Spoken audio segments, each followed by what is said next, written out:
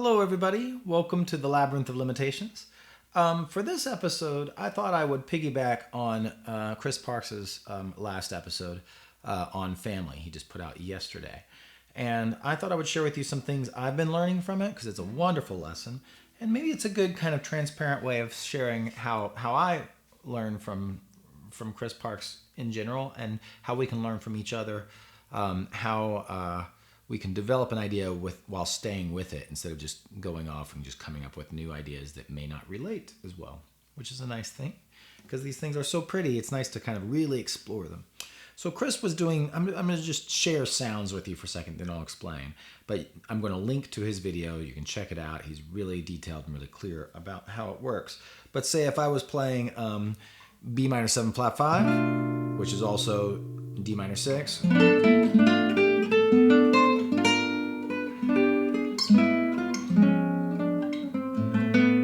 That would be kind of a sound that's in this sound world. It's this sound here that we're going to be looking at today. This. But then that also could be this sound. It could be this sound.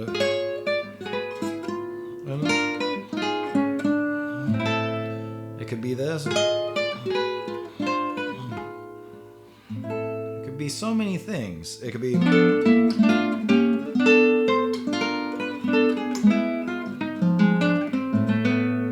It could be this. What? And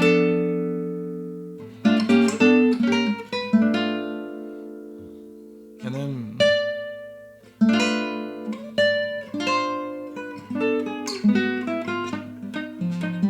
Oh, I missed that. That's one that I worked out today that I really like. It goes like this.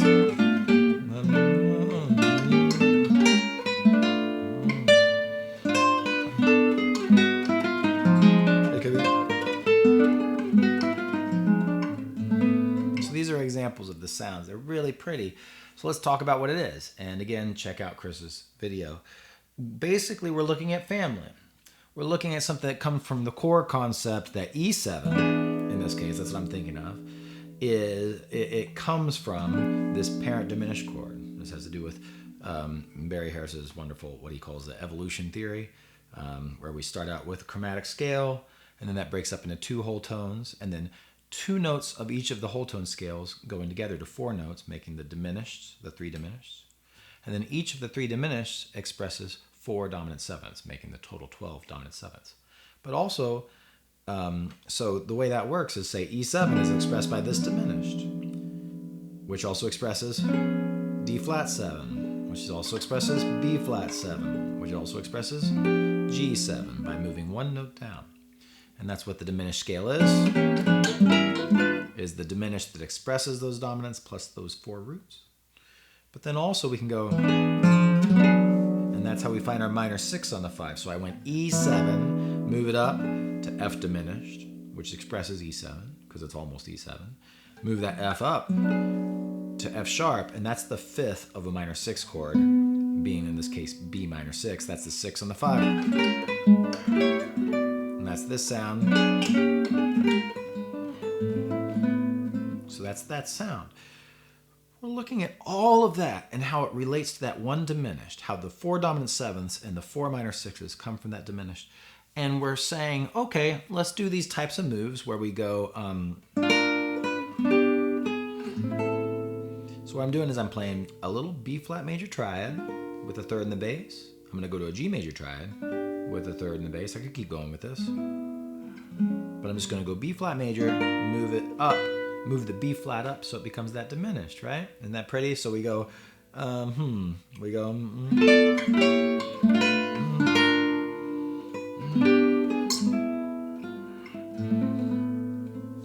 something like that. So that's B flat major, move it up, G major, move the G up, E, move it up. But then we can also, as Chris, I've never looked at this really, and Chris just showed me this. It's awesome. So instead, we'll go to the minor 6 on the 5, just this little triad. So, and then this, and then yeah, these beautiful type of things where you go, whoops. So I'm gonna go D flat major, and then I'll go down a tritone. So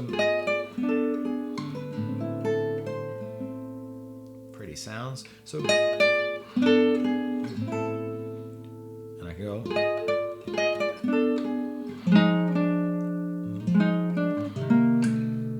There we go.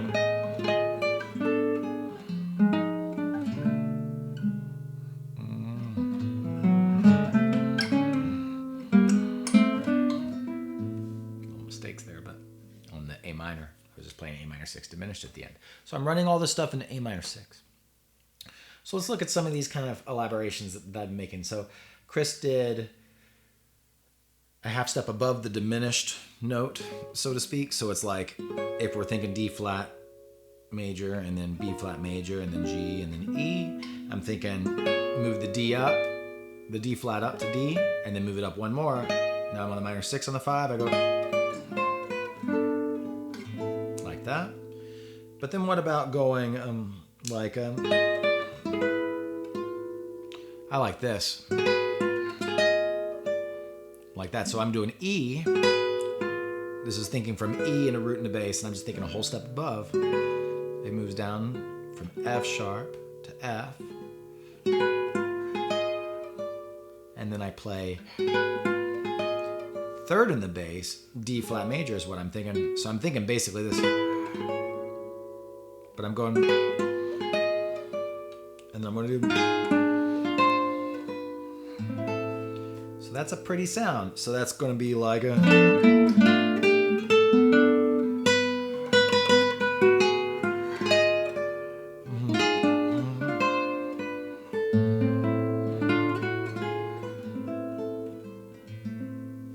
Pretty. So it's like that.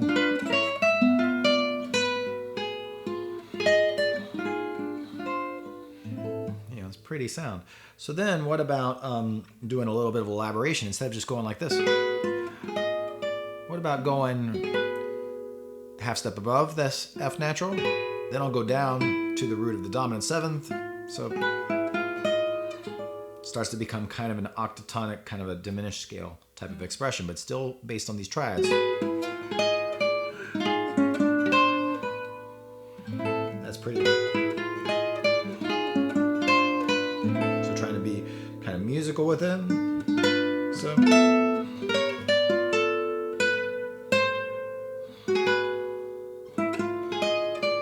I'm trying to get some D minor 6 beforehand because that's the B minor 7 flat 5. I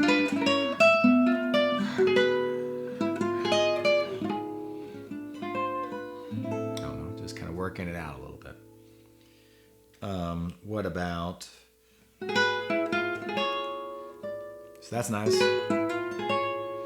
So what I'm doing there is the same move at the beginning, going a half step above F, below F a half step, and then to F, and just with G sharp and B on top. Whoops. How did I do that?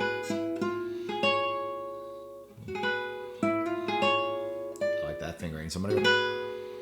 So something like that. So here is the triad of D flat major. That works. So I could do it from here. It'd be.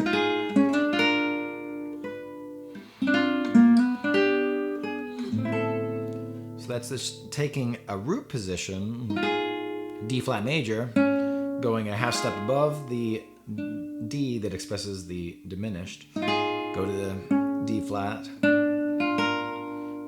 put on top of that, now I move, so that's B flat major with a third in the bass. So, and then B flat, same thing. Could also be, my ear just kind of heard, that was kind of nice.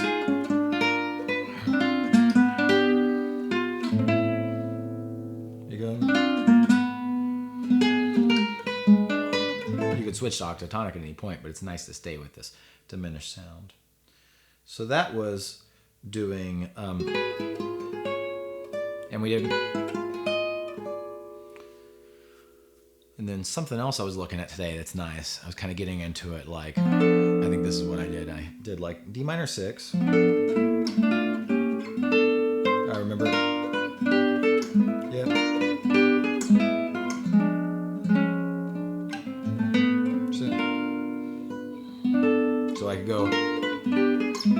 what I was doing was this. So this is B flat major, triad with the third in the bass. Move the root up a half step, but then I'm going to go to G, but think the minor 6 on the 5.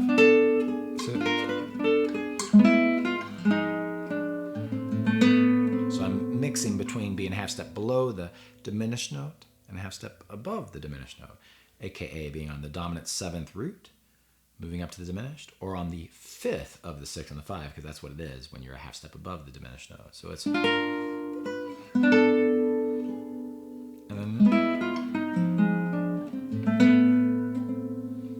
then, like him.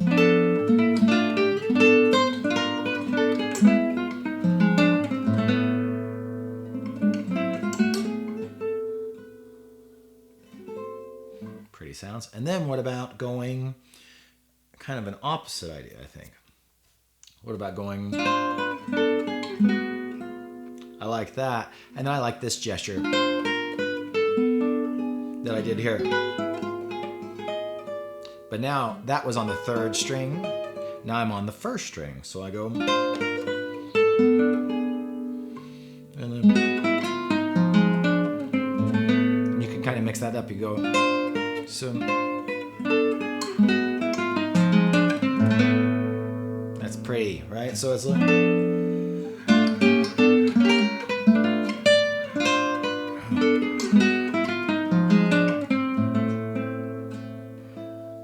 Pretty stuff. All these things. And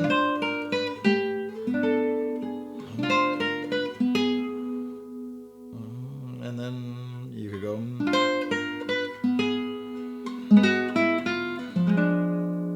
Like all kinds of little variations. What I did there was. And I'm just doing the diminished.